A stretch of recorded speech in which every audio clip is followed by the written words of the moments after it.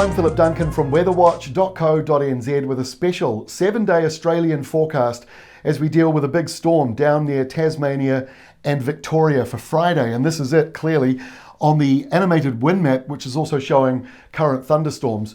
So the storm itself parked over Tasmania and will push across the state today. We've got thunderstorms ahead of it, mostly through inland parts of New South Wales, around places like Dubbo.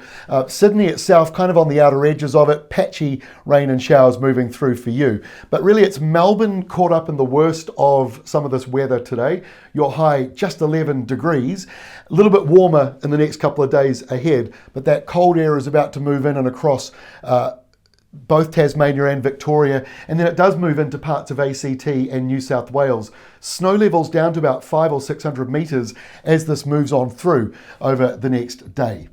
As you can see here on the satellite map, plenty of downpours and wet weather to the east.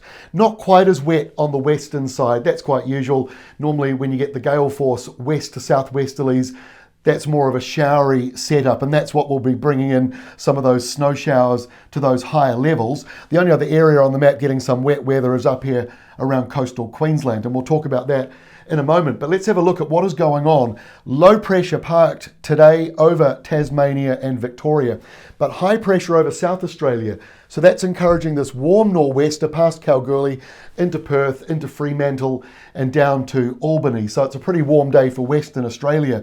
But the cold air surges in, as you can see with that blue line, taking a bite out of the atmosphere. Some of that wet weather coming in to Sydney as well. But the low itself parked right now over the southeastern corner of Australia.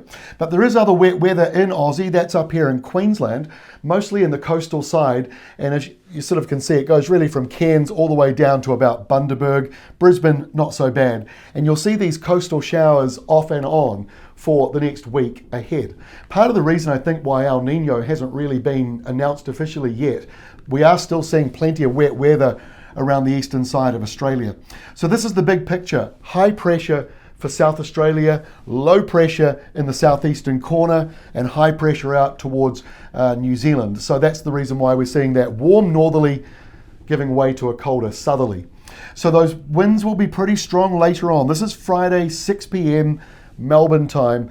Very strong winds in this zone here, 100 to 120 kilometers an hour. Some gusts might go higher thanks to the hills and mountains. That is brushing coastal parts of Victoria. Melbourne, you're sort of on the edges of it. Obviously the worst of it through Bass Strait, but places like Phillip Island, very cool name, and also King Island. You wouldn't want to be out at King Island at the moment. It's going to be very windy and coming around to Flinders. It's very good news for the wind farm on the Cape here. That'll be blowing like crazy. But look at Devonport, light winds in the middle of that low pressure zone as it moves through this evening. But windier weather will cross over Tasmania on Saturday. This is how it looks around about 10 o'clock in the morning for you on Saturday. Windy and showery and colder as well. There'll be a couple of isolated snow flurries in the lower portion of those mountains, or the southern portion I should say. And then to the north, a couple of showers from Mackay to Cairns. Otherwise, fairly dry, only a couple of showers for Perth. As we go through to Sunday, in comes that high pressure zone, which is good news. It's a cold morning. I forgot to mention, in Canberra, -3 on Saturday for you when you wake up. It'll be a little bit warmer for you as you wake up on Sunday because there's a little bit more of a breeze. But places in the middle here will be a little bit colder for you. Broken Hill will also be a little bit colder as that high pressure zone moves in. But look at these warm northerlies coming through. So Monday, that's the beginning of the warm-up again for those of you in the southeastern corner. You'll start to feel those northerlies coming out of the desert. So places like Coober Pedy and Ceduna will find the temperatures going up. And if you're in Adelaide, that's your first day back into the 20s. Your high on Saturday is only 16. You move up a couple of degrees by Monday to 20, and by the end of the week, you should be around 26 degrees in Adelaide. But cooler weather down here in Tasmania as a result of the changeable conditions coming through here. On Tuesday, not so bad because your airflow is coming out of the desert, so it shouldn't be too bad. And Melbourne as well, seeing lighter winds, temperatures a little more pleasant than they will be for today. But the next system coming in here for Western Australia, not too bad really to begin with, but those winds pick up as the week wears on. Strong nor'westers coming through for you from that storm down there in the Southern Ocean. Past Tasmania and the coastal areas of Victoria, a bit of a westerly breeze, nothing too major, blowing through, and very quiet for Brisbane to Sydney.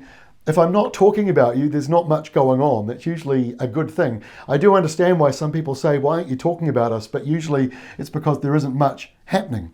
And our final map next week shows that stormy system coming through with plenty of windy westerlies from Perth all the way down to Albany, and that will change to a colder sou'wester as the day wears on. But of course the heat now pushes through, so 26, 27 degrees and warmer weather moving into the eastern side of Australia. And look at this, finally those showers, mostly clearing away, just maybe a couple of them up around Trinity Beach and further to the north.